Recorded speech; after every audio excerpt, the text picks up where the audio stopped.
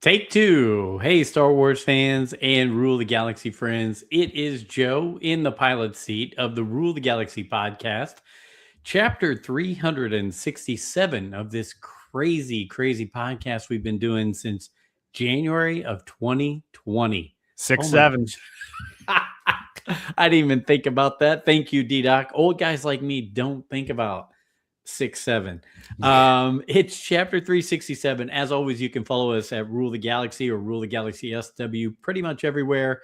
And you can email us, ruletheGalaxySW@gmail.com. Like and subscribe to us on YouTube or your podcast platform of choice. But part of the regular crew finally gets a chance to get back together. It's been a little while. Brent would be singing right now if he was here. But you've got Joe and you've got D-Doc together for the first time in quite a while because there's been a lot of changes going on in life. So we're going to jump right into chapter 367. D-Doc, how are you, my brother? Doing good. Life, as you guys know, has been a little bit crazy, but we're settling in. Baby Doc number 4, Mackenzie, was born on Friday the 13th, so a little over a week ago. And yeah, it's been good. It's we kind of just got into the routine. Meg doesn't really give us much of another option than to get in routine. She keeps the house in order. Thank God for me. So yeah, it's been really good. Baby sleeps pretty good. Meg does a lot of that work, obviously, but yeah, things are going good. We got travel baseball going on. It's just the girls are in gymnastics and dance. Just a lot of madness going on, but we're back. We're back on Rule Galaxy podcast. Happy to be back. And we're happy to have you back. And Dr. Squatch also giving you a shout out. Good to have you back, boys. Congrats, D-Doc. Thank you, Squatch. Dr. Squatch, it's always a pleasure when you join us here on the chat or on the show. But I tell you what, D-Doc, you've been chasing that with the kids, the wife, everything like that. I have been, and the listeners will, as whether they're on podcasts or on YouTube, they'll know I've been trying to shake things up a little bit, get us some content while Alfie's been busy, Brent's been busy, I've been busy. You've been adding the fourth child to the mix. We've been having the Southern Rim podcast come in as part of the Rule the Galaxy Network. That's guys from Georgia and Alabama and that neck of the woods. We've had Across the Space Whale Pond with the guys from Bantha Tracks over in England. So that's been fun. We did a little collector's corner with my uncle Matt, the gentleman who has that Star Wars museum here in Indianapolis. And for those of you who've put up with the craziness of me and some of my buddies that I grew up with, those guys, we try to go once a month and talk a little bit of everything about guys being in their 50s. But the core group, the core thing of this whole podcast is the Rule the Galaxy podcast. That's on chapter 367. So Colton Baker, thanks for joining in and saying hi. D-Doc, we've got tons of Star Wars stuff to talk about, but I did want to chime in when you mentioned your son is he's joining the ranks of travel baseball. Now, I worked for Cal Ripken for 15 years, and my son and daughter both played travel baseball and travel softball. I'm just going to give you my 2 cents worth up front. It's worth it. It's great family fun and adventure, but man, you're in for a ride if it's something you guys want to do. So that's the vibe I got right away, because we had off-season Zoom meetings with parents and everything, and there was like winter training indoors, and I'm like, okay, this is next level. You know what I mean? It's a good opportunity for him to see if he can take the game to that next level, which I'm excited for him about. But man, it is like what I saw someone create a word for it when it comes to youth baseball, and it'll eventually come to me, but it's just like the amount of accessories that kids want for youth baseball anymore, man. The sliding gloves, the batting gloves, the necklaces, the sunglasses. Yeah. It's the drip. Like it's crazy. And then it's like we get a bat, and then it's like, some kids saying, well, that's a good bat, but it's not the best bat you can get. Well, of course it's not. I mean, oh my God. I had the two kids at Dick's. I had David and Harper with me, and Harper just kept grabbing bats and showing them to me and being like, look at this one. This is cool. And I would see a $500 price tag on it and be like, Yep. please stop touching every bat in the store. Please. You know, to go into the Wayback Machine that I always like to hop into on these shows, Joey, he won't, my son Joey, people know him as a comedian, as a person impersonates people. He has his own podcast called These Guys. If you're not listening to it, you should go check that out. But he and Ben Polizzi, two comedians. Joey was a really, really good baseball player. That is what people knew him for before he became a comedian. And D-Doc, I'm going to let you know a little secret. The bats do help. The bats have pop in them. But one of Joey's greatest years ever as a youth baseball player, the bat he had cracked and we had to replace it. And everybody has their own bat, obviously. Nobody comes around and goes, hey, I'm going to borrow your bat. And his best year kind of, we went and bought a $35 bat that we had to buy real quick at Walmart or something to just give him a bat to finish the weekend. And he hit like 3 times as many home runs that year as anybody else on the team. And so, sometimes it's just, you gotta go with the flow. So don't get caught in the trap, do the best you can, but don't fret the little things like that, because you know what?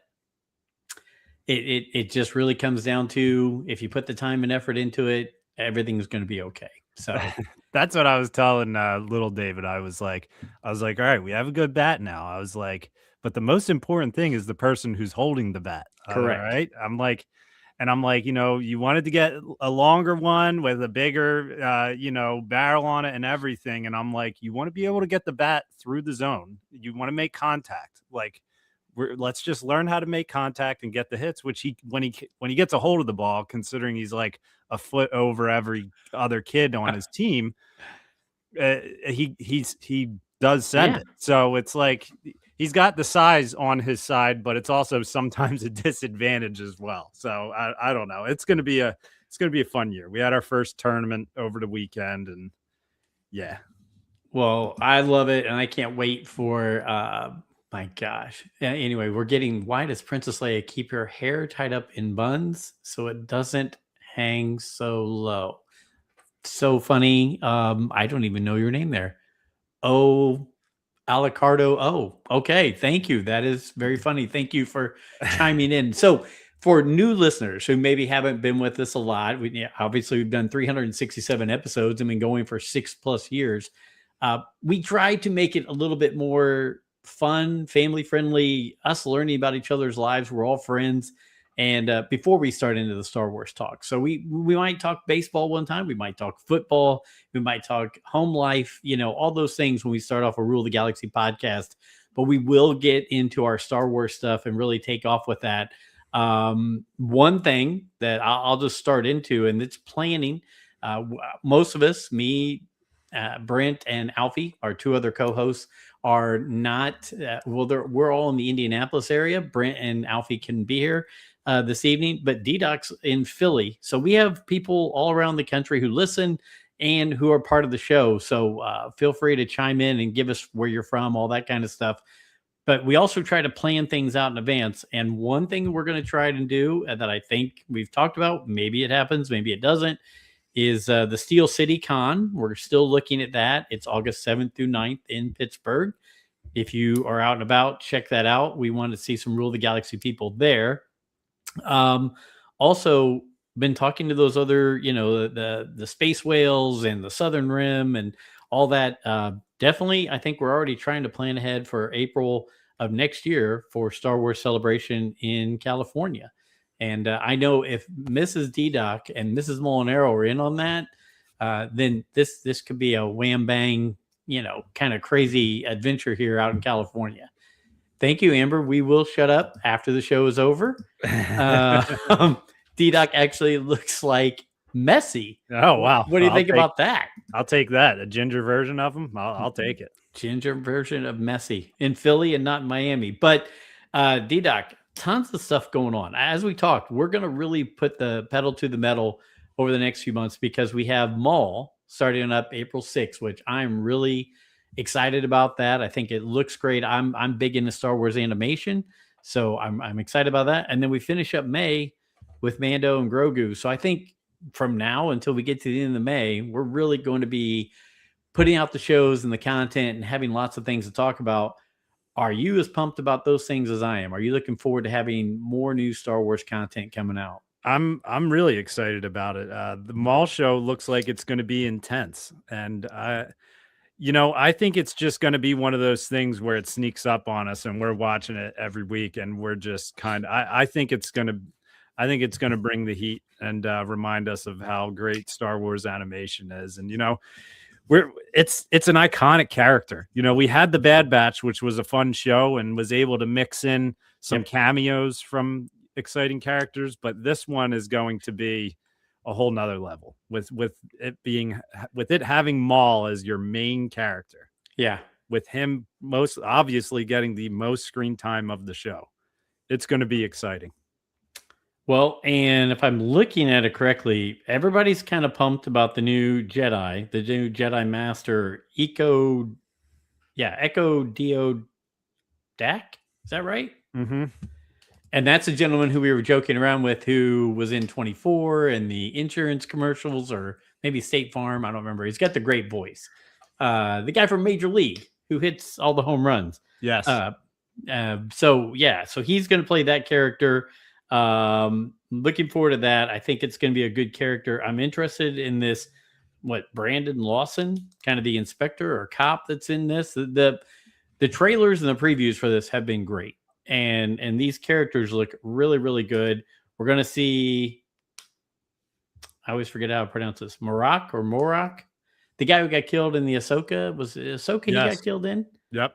And then the 11th brother, who was in Tales of the Jedi, I think, on the Star Wars miniseries there. So you've got a lot of things going on. Plus you've got Devin, the young lady the Twi'lek Jedi apprentice.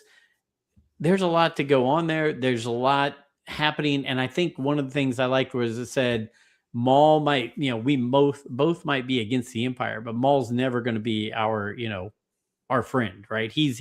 We have this common enemy in the Empire, but don't count him as our friend, right? And I think it's going to be kind of cool. I've always rooted for the good guys in shows, but then I found myself really liking Darth Bane and that whole series. So I was rooting for the bad guy in that. I have a feeling I'm going to be rooting for Maul in this, even though he's the bad guy. And us getting a animated show totally dedicated to Darth Maul gives me more hope that we will see somehow in some project a live action Darth Maul again, other than the teaser that we got in Solo. Because after Solo, I'm like, they're going to do it at one point. He's going to come back in live action again at one point with some kind of storyline. And I think it's a fan favorite character, and to bring him back in live action somehow in some type of story would be awesome. Well, when I was having talks with my Uncle Matt about this, he said that he was still hearing the rumors that Solo 2 or remnants of Solo 2 might be out there, especially Filoni. Now that Filoni's back in the creative lead, that still might happen. And I tell you what, that brings Kira back. That brings back, Alden Ehrenreich and Glover, and that brings back Maul. So he was still alive post that, until Obi-Wan kills him out in the desert of Tatooine. So there's still that opportunity to have him out there. So that would be very cool. I think it would be great to have him back in a live action role.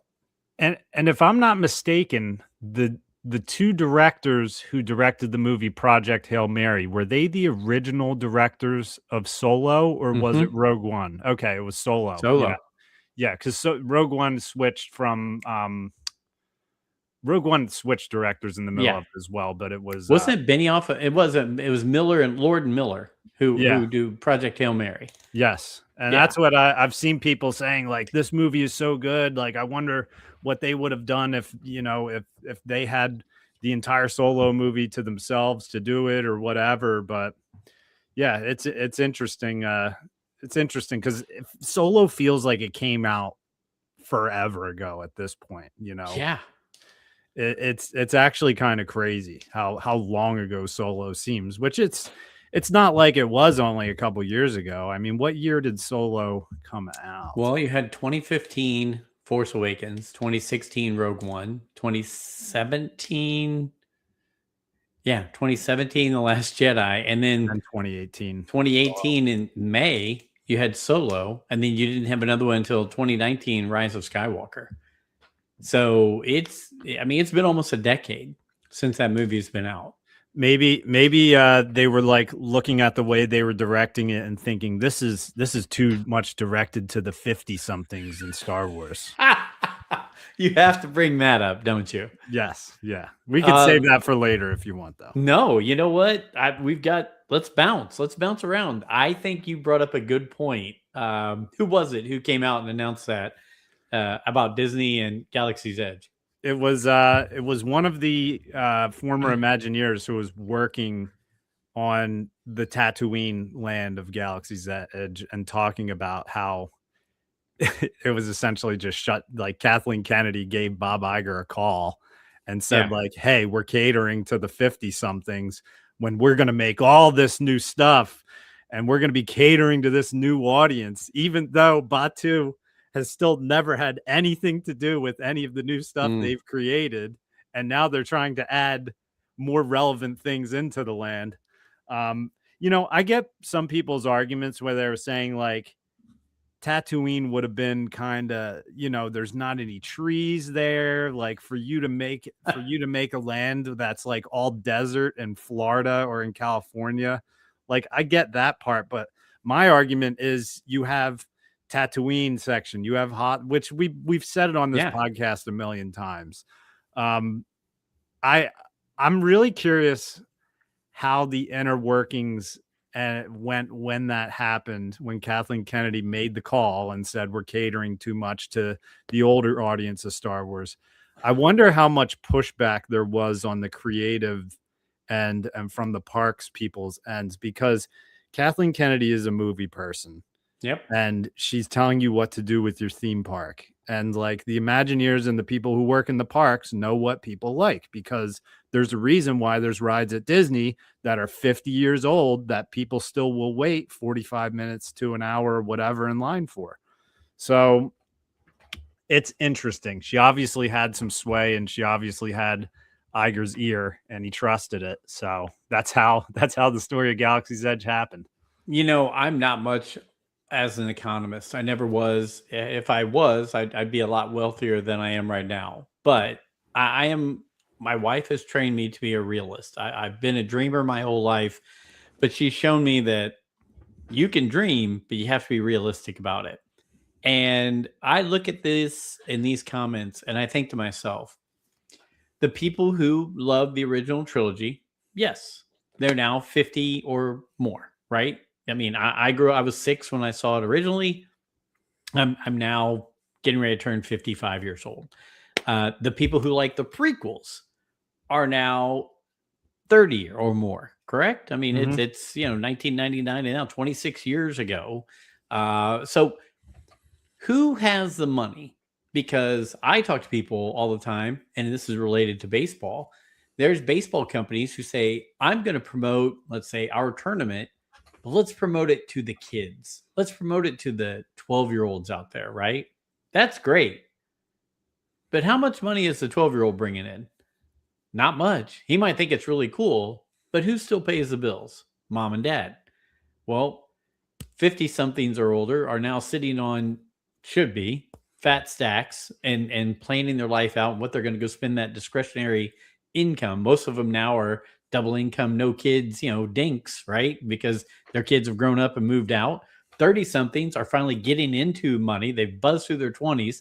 They now have real jobs and they're making real money. They're deciding where to take their kids on vacation.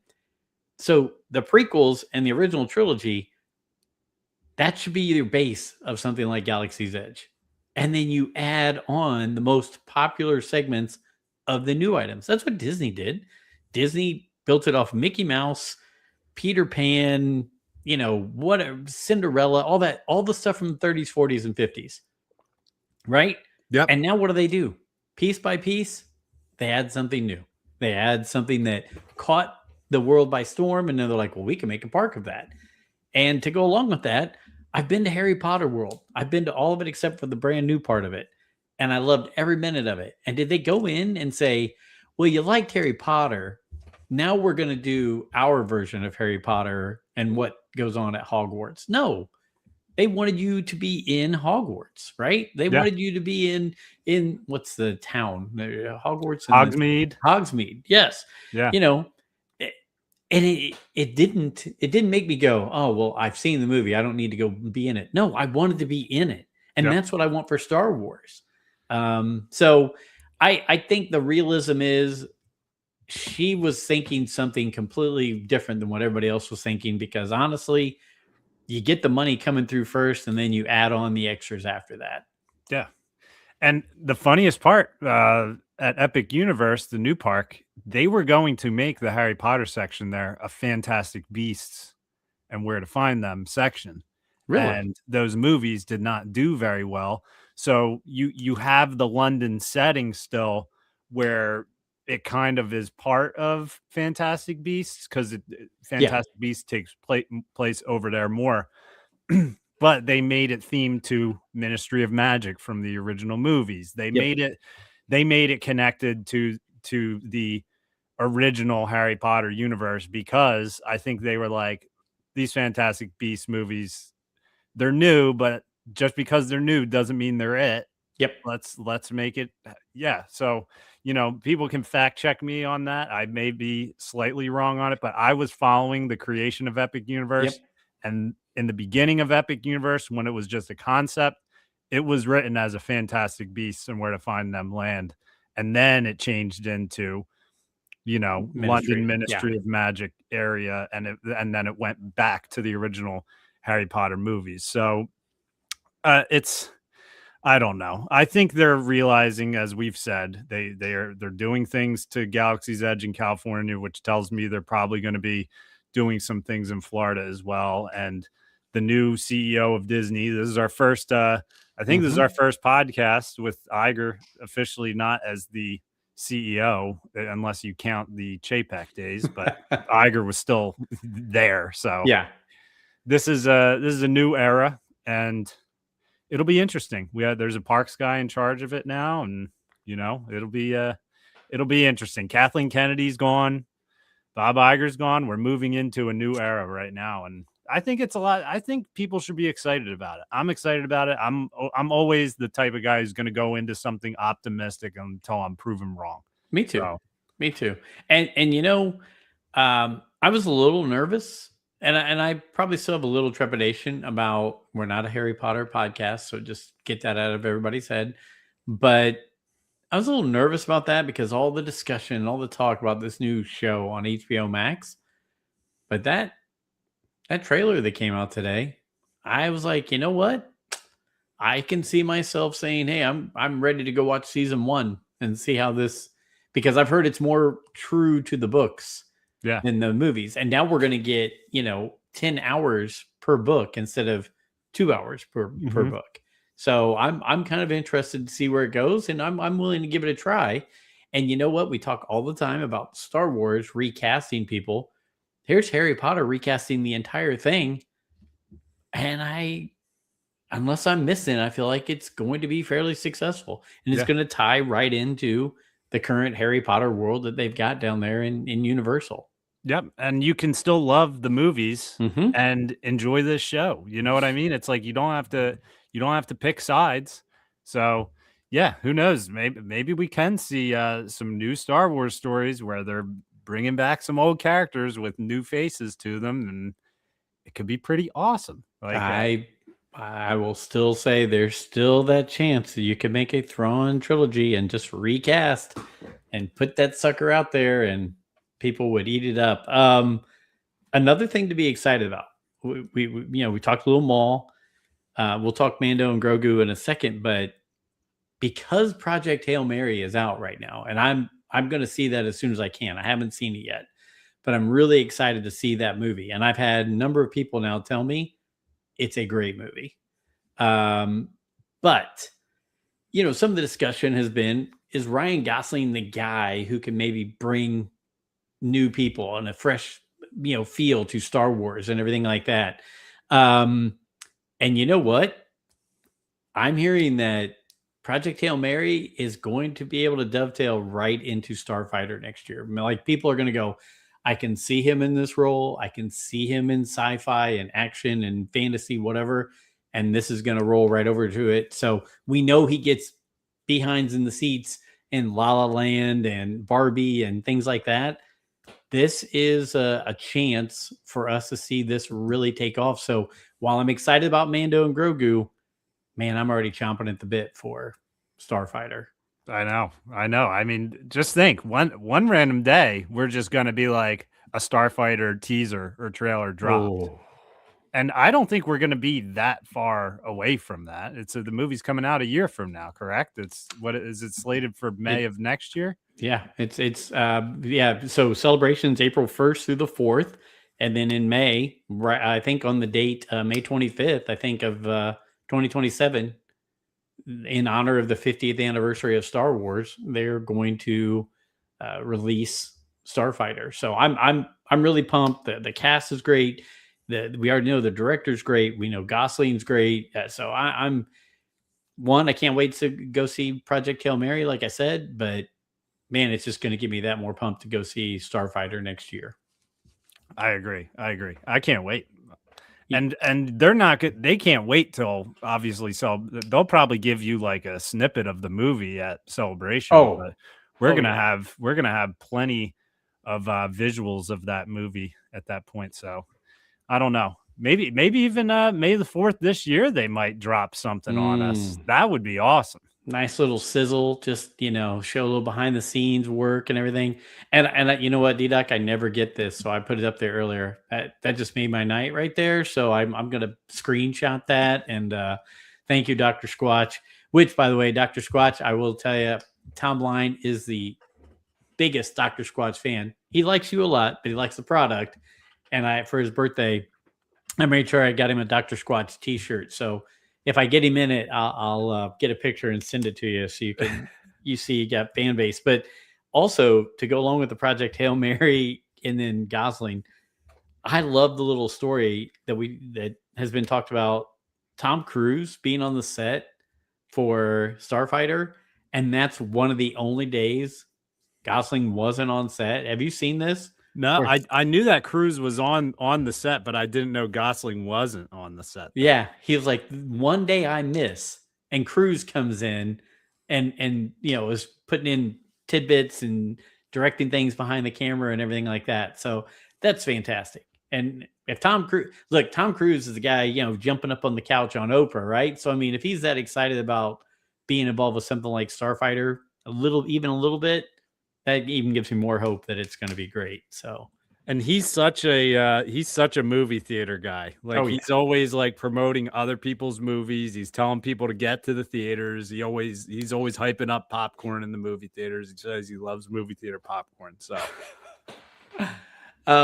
hey, how old are you, D-Doc? I forget. I just turned 35. 35 in February. Yeah. Man. So I'm newly 35. Okay. So 35. If you want to see how crazy this is, I've talked to a few people recently, Matt, the guys at Fantha Tracks, Scott Rifen. We were talking about how, and the anniversary of the 50th anniversary of when Star Wars started filming was March 22nd. I mean, it started filming 50 years ago. So I'm 55, 54, getting ready to turn 55. And to think that almost my entire life, Star Wars has been around now, that is absolutely crazy. But there was a lot going around about that. March 22nd, cannot believe you don't think about it, right? We think about, the movie premiered on this day in 77, but 50 years ago on March 22nd, they actually started filming Star Wars. And they had to be looking around going, is this going to work? Are we going to pull this off? I mean, yeah, I saw something I've never seen before the other day, and maybe I'll pull it up on here if I can. But I saw a trailer for Star Wars that did not have the John Williams music in it. It was like one of the original trailers for it, and it just had like this different tone of music. It was really Yes. weird to see. Yeah, so if I can find it right now, I'm gonna try to bring it up because it was pretty fun to just see that different version. Oh yeah. Yeah. I mean, I think they had, even for like Empire Strikes Back, Harrison Ford did a voiceover, like when they were showing the clips and all this kind of stuff. I mean, we look at Star Wars in a certain way and we expect certain things, but back then they were shooting from the hip. They were just, trying to put it all together. So yeah, if you find it, let me know. Not Star Wars related, but Star Wars adjacent. A couple things. One, William Shatner turned 95 years old this week. Yeah. How crazy is that? Harrison Ford is in his 80s, right? William Shatner, 95. That guy's still out there kicking it, going everywhere, seeing everybody, meeting everybody. I think that's great for the science fiction fantasy kind of community. You got a guy like that who still, after all these years, loves it, loves interacting with people. So I think that's really cool. And I think I know Chuck Norris more from dodgeball and all the memes and everything like that. I never really watched Chuck Norris movies or Walker Texas Ranger, but very sad. Chuck passing away this last week. I know a lot of people were putting comments out there and everything, but do you have any memories or thoughts on Shatner or Norris? Did you ever really pay attention to anything going on with either one of them? I grew up enjoying Chuck Norris because I grew up in the prime of the Chuck Norris jokes. When I remember for Christmas one year, I got a book that was just filled with the Chuck Norris jokes. Like, Really? oh yeah, they were hilarious. I mean, when that became a thing, and that was like during the era of like MySpace, like Oh that was when gosh. the internet was fun, man. That was like that was before people lost their minds. Yeah, like I used to watch Walker Texas Ranger growing up, and then it was funny to get to the point where you could watch Walker Texas Ranger and laugh at like some of the ridiculous stuff that happened in that show. Yeah. Like, I don't know if you remember when Conan O'Brien had the lever where he would pull it during his show and it would Yeah. just show a random clip of Walker Texas Ranger.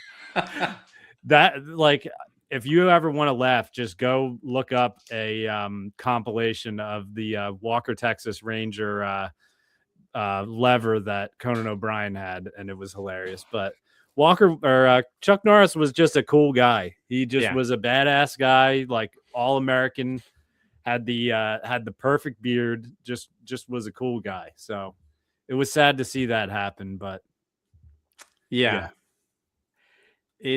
We're gonna see. We've started to see that, to where these people are that we've idolized or looked up to or know or have heard so much about or been around our entire lives, that they just start fading away, and it's really weird to think about, especially when TV, movies, all that has been put in front of us our whole lives, that some of those people are gone. Yeah, So. I'm watching March Madness and seeing Peja Stojakovic's son playing in March Madness, a guy who I watched growing up, where I'm just like, all right, this is very weird to be seeing NFL players, the sons of NFL players getting drafted. I had a Jeremiah Trotter jersey. Jeremiah Trotter Jr. is on the Eagles. So I'm like, that's like making me check myself, where I'm like, the guys I watched in my prime of ESPN and Sports Center, their kids are starting to be in March Madness tournaments and get drafted. So it's like, time keeps moving, and the people who are a little older when I was younger don't stop getting older. So No. Weird. Just wait till you're my age, my friend. Just wait till you're my age. It comes on quick. It does. You just flip a switch, and all of a sudden you're like, wow, can't believe we're already here. I found this trailer, Yeah, Joe, let's and go. I know I'm sending us off the rails with it. No, but I this like is it. the Go. one. Somewhere in space, this may all be happening right now. 20th Century Fox and George Lucas, the man who brought you American Graffiti, now bring you an adventure unlike anything on your planet. See, like, this is so different than Oh yeah. anything I've seen Star Wars wise. Do you remember like seeing this trailer possibly on TV? Yeah, I mean, I don't remember it when I was 6, but I remember, a few years afterwards catching up and seeing this in different ways, different places. And then when the internet kicked in, you're like, holy cow, that's hit something to me that this came out. But that they're playing kind of like weird aura space music behind it. That 2001: A Space Odyssey, that kind of stuff. So it's kind of reminiscent of that. But go ahead, hit that. Star Wars. Here they come.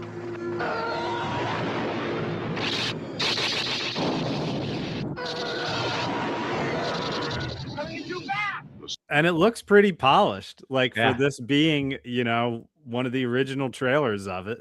And it's like you can just see Star Wars in the distance on this Story of a screen boy, here. a girl, and a universe.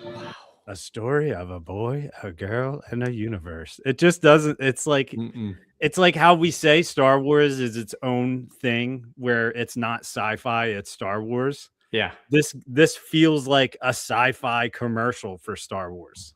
That's what's so weird about it to me.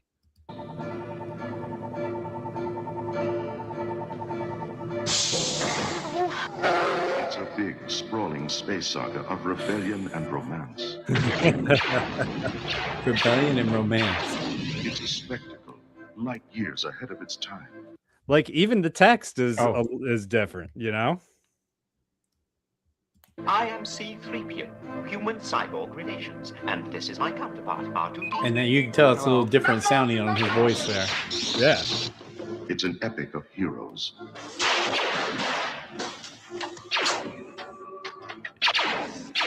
Good luck. The Spoiler music. alert, that's a brother and sister. I mean, there's you got Vader choking someone out there. Aliens from 1,000 worlds.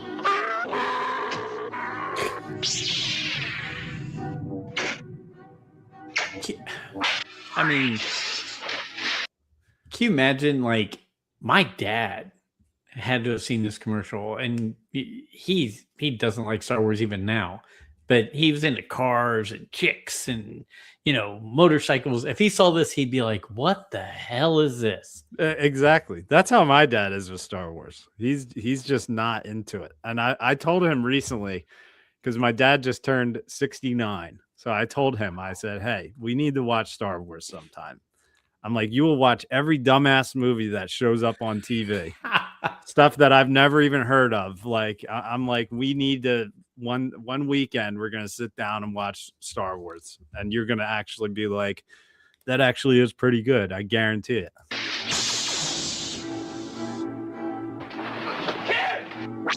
They really gave you a lot in this trailer, too. I mean, Star Wars, 1 billion years in the making, and it's coming to your galaxy. This I think it explodes right here, doesn't it? Yeah. epic. Yeah. Oh, it's fantastic. Years in the making. And it's coming to your theater this summer. Hey, Dr. Squatch chimed in. One, fantastic. And who isn't a Tom Line fan? Tom Line will be so happy to hear that. And then somehow my wife hadn't heard about Chuck, so Rule the Galaxy just broke the news to her. I am so sorry, Mrs. Squatch. I didn't. Mrs. Dr. Squatch. Yes.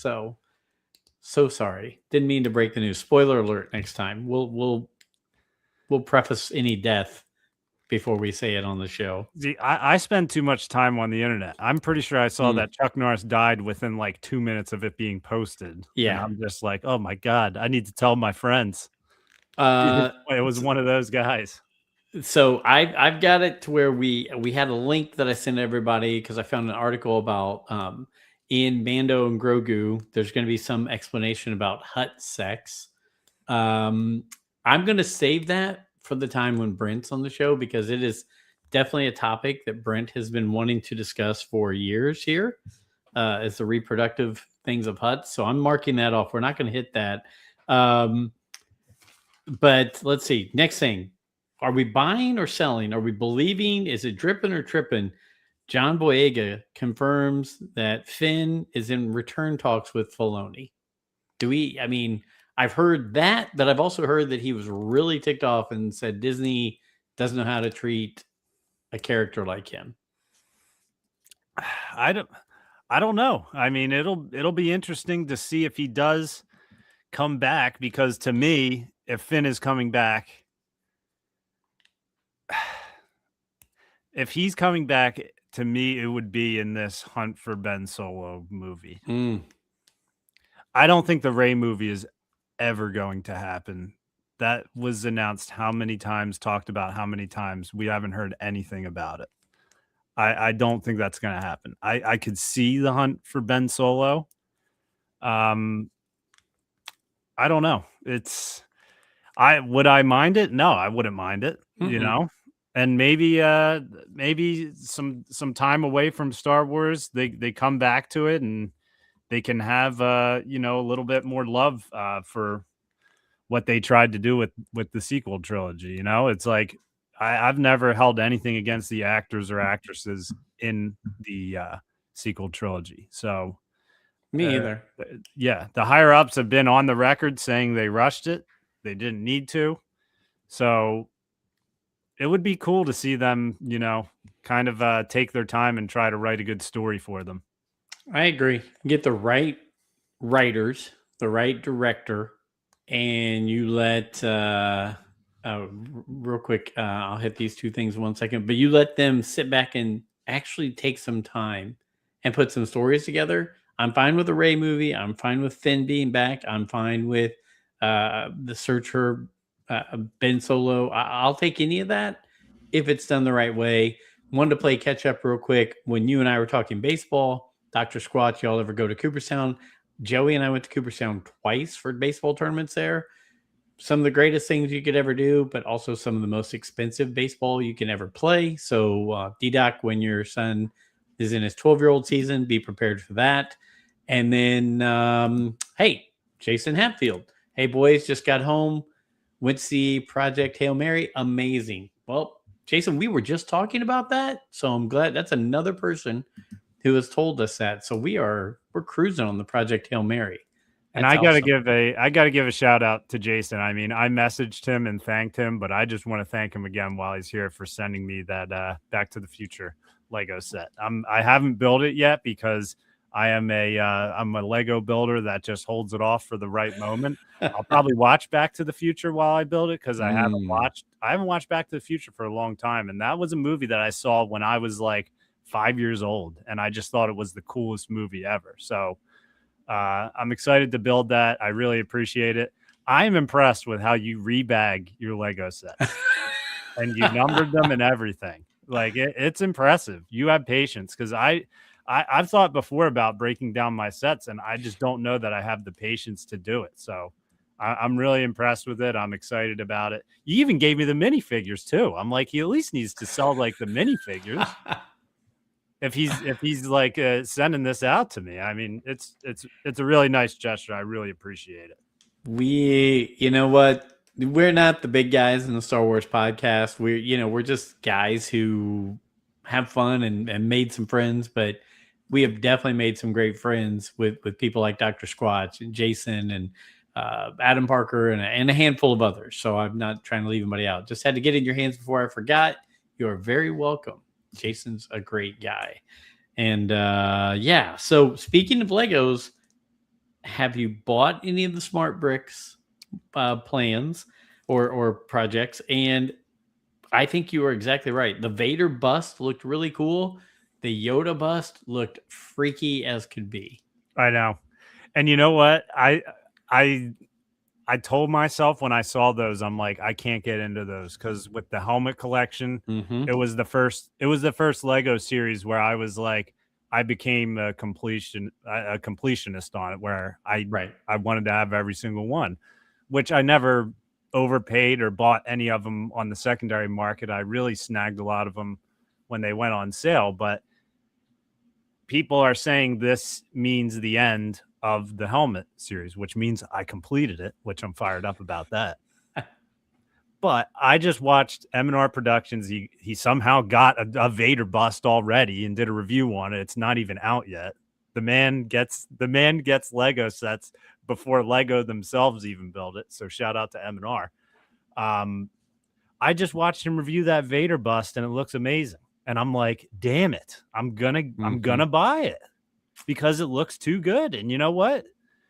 The price per piece doesn't make sense, but it's $50. It comes with the Vader minifigure, and you can position the body on it and turn the head so it can look like Vader's like standing like a different way. Nice. It's a really nice looking model. So I'm probably gonna get into it. I mean, but when those go on sale, those are gonna be awesome sales on those, because if you can snag the Vader for $40 and the Yoda for $30, then maybe that is a line to get into if they can keep to that price point, because they were saying that dude, I want M&R on here so bad. I could talk to him forever. Hey, I mean, go ahead.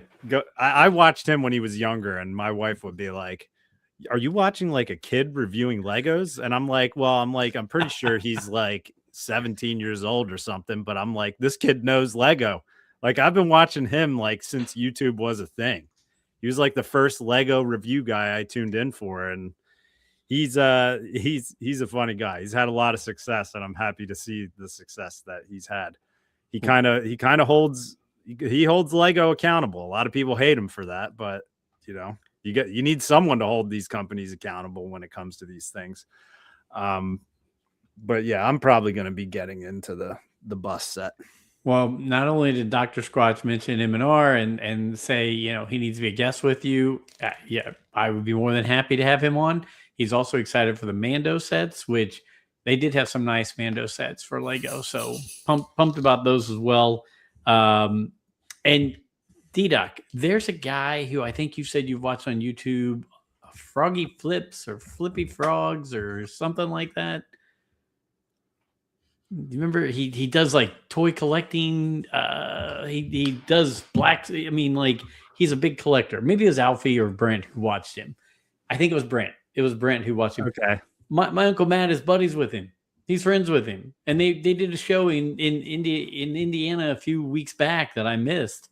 But yeah, I have a feeling we could probably try to get him on here as well to go along with M&R, because Matt knows everybody. So yeah, and here's Jason Hatfield. See, we're going back to the baseball. Dr. Squatch, hey, Cooperstown is amazing.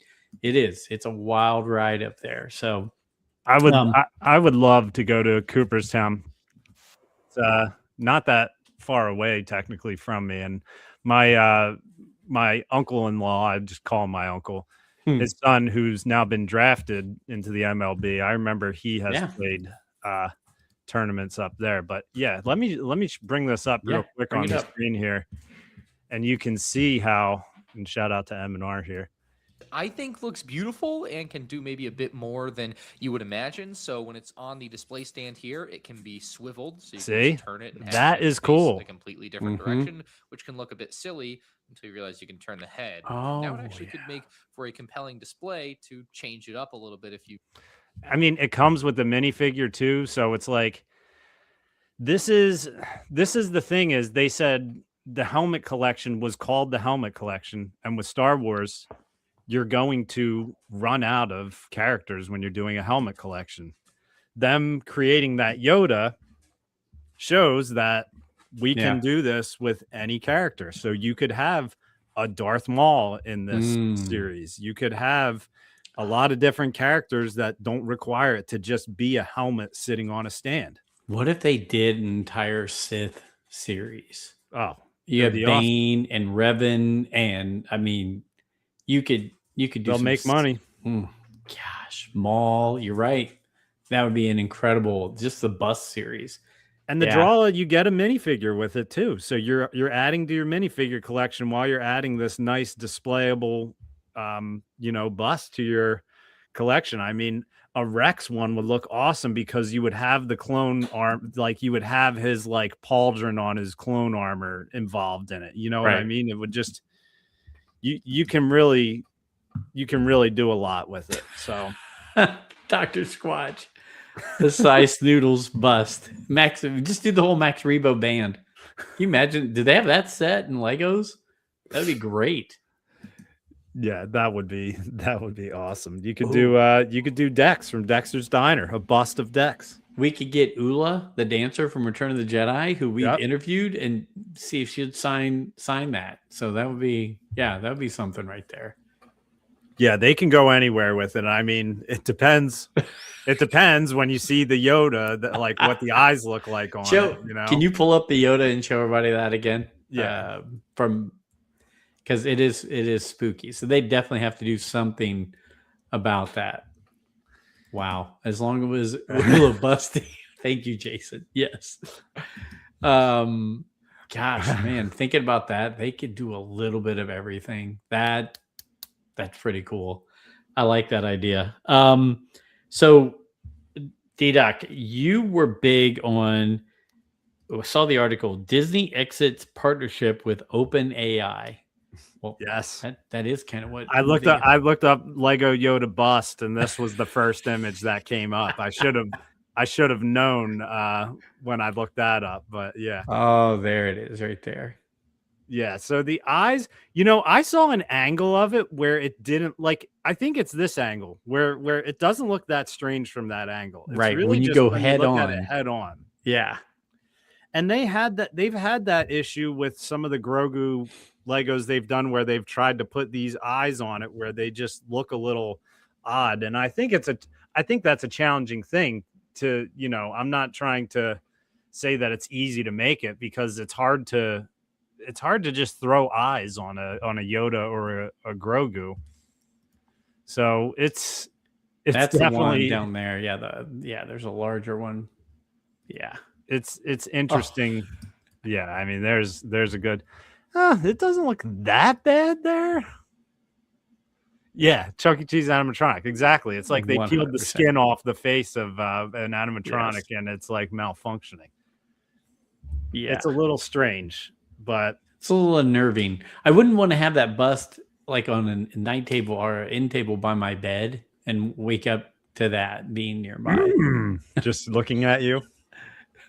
Set your alarm clock to go off with Yoda's voice and have that right there. Late for work you are. There we go.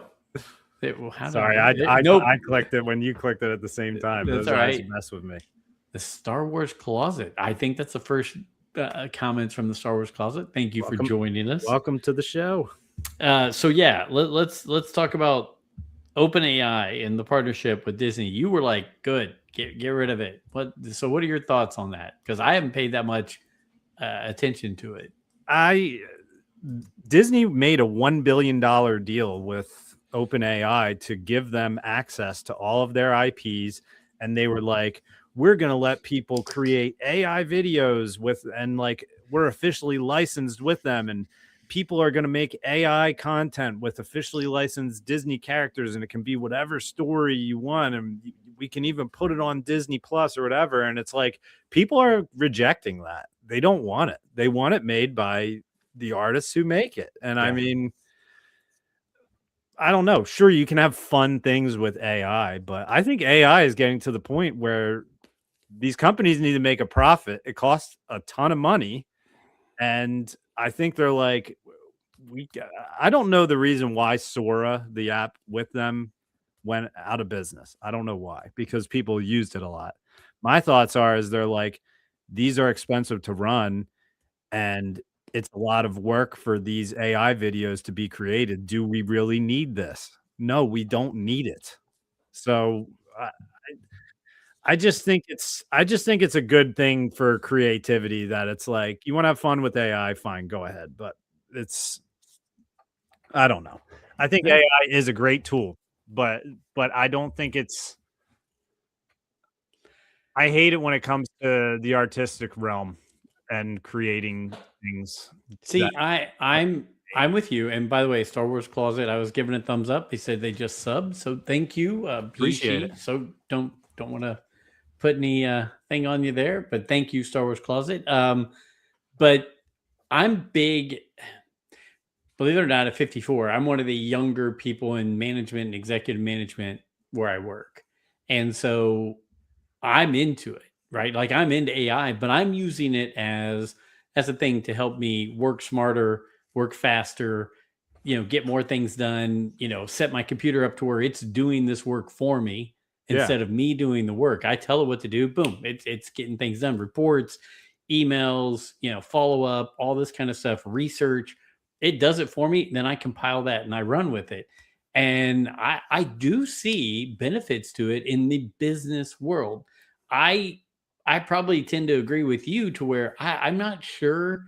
I mean, if it's some guy who's like, hey, I'm going to do this and throw it up on Twitter or whatever, fine, just have some fun with it. But I don't want to replacing real entertainment, right? I mean, Yeah. it's fun when Alfie sends us the goofy videos that he always finds of something AI related to Star Wars. I'm like, that's cool. I mean, it's fun, but I want the creatives to be creative and for that work to be the real work. But when it comes to work stuff, yeah, work smarter, not harder, and let it do some work for you. But that's just my 2 cents on AI. Yeah, and what you're describing too, you're still driving the vehicle that is the AI. You are telling it what to do, and there's also a skill in getting it what you want it to do as well. It's like Yep. there's ways where you need to have that knowledge to type to it what you want it to do, where it's like say you're getting it to create some type of Excel spreadsheet. I don't have the knowledge of Excel. So me telling it to do it, it's probably not going to do it as well as it would do for you because you Yeah. have that knowledge. And that's what drives me nuts is where they're like AI is going to replace, these industries or whatever. And it's like people are always going to want to. It Yeah. is human nature that people want to see someone created by a human. They want to interact with a human. It's like Yep. if you're on customer service and you're dealing with a robot, what are you thinking the entire time? I just want to talk to somebody. Correct. You know what I mean? So those are things that I just don't think in the human race you could ever replace. So I don't know. I'm glad it sunk. I'm not a full on AI hater, but and I've messed with AI plenty of times myself, where I make a funny picture, whatever. But Right. I just don't think when it's at that level, it should be used for that. I agree. Our Twitter feed for Rule the Galaxy right now, our logo on there is an AI picture of our logo with drawings made up of me, you, Brent, and Alfie. That I just said, hey, I gave them like 4 pictures of each of us. It created an AI generation of each one of us, and boom, it's a cool picture. It is. Makes me look, young and handsome and have hair and all that kind of stuff. I was reading something the other day that Timothy Zahn said that the Thrawn books that I love so much, that original Thrawn trilogy that came out in 91, 92, 93, that really behind the scenes, that was basically the test for George Lucas and for Lucasfilm and Star Wars to say, is there is there a need or want for a next round of movies? Because they said, okay, it'd been since 1983 since anything came out. I mean, the Ewok movies, things like that. So in 1989, I think they started talking about it. 1990, I think he was writing it and released it in 1991. He said it was kind of like the test balloon. Send it up, if it does well and numbers do well, then George will say, hey, yeah, I think it's, his people will be like, we can make more movies now. There's still enough love out there for it and everything. And so to hear that was pretty cool to think about that. Well, one, for somebody like me, I'm thinking, of course, there's plenty of people who wanted Star Wars in, but for them as a business and as a company to think we need to test this, I guess they're lucky they picked the right guy and the right story to put it out there, because it took Star Wars fans like on a whirlwind when it came out. But I thought it was just really cool. That was kind of the test. And then once that happened, they're like, well, now let's raise the funds. Let's re-release the movies in special edition so we can build up a stockpile of money to be able to make the prequels, right? So it was all kind of a step and a pattern to make it happen. I thought that was really cool to hear that that's kind of how it worked, because I just thought they were making books, but that was the story behind it. So when we went to get the baseball bat, there is a Barnes and Noble in that shopping center, and the kids wanted to go. Well, I just had David and Harper with me, which it was kind of easier being out with the older kids, just the Yes. 2 older kids, because I could keep them kind of locked in. But we went to Barnes and Noble, and I know where their Star Wars section is there, and we were just like, look, they were just like interested in the titles. They had like that Mace Windu book, which like the cover art looked awesome on that. They had the one which I can't think of the name. It's the one that has Asajj Ventress in it. Dark Disciple. Cover art on that looks awesome. Great book. But they had the Thrawn book from Timothy Zahn, and I was like, David was like, "Oh, there's a Thrawn book," and I was like, "Our podcast has met the guy who wrote this book." And they're like, "What?" I'm like, "Yeah." I'm like, "We've met him at conventions multiple times," and they're like, "What?" I'm like, "Yeah, pretty cool, right?" But yeah, it is just wild to think that like from doing this podcast, it's like you're in a Barnes and Noble and there's a book, and we've met the author from that book. And we've met the guys who the guy who narrates the book on the audiobook, and Mark Thompson, and we've interviewed the lady who the book was written about, Nika Futterman, who played Asajj Ventress. So I mean, just in those 2 books right there alone, we got pretty good connections on all that. So I just can't wait to meet Zahn again, to get my Heir to the Empire from Italy, my Italian copy signed by him. I'm going to see if he'll write Chow from Timothy Zahn. So that's awesome. Yeah. No, I'm pumped about that. Do you want to take a quick break here and hop, we'll just stop for a second, take a breath, get ourselves caught up, and then restart up? Or are we good? We'll just take everybody, we're going to stick right here. We're just breaking. We'll be back soon. This is going to be a break for the podcast. The YouTube channel will keep going. But so this was chapter 367 of the Rule of the Galaxy podcast. So until next time, may the Force be with you.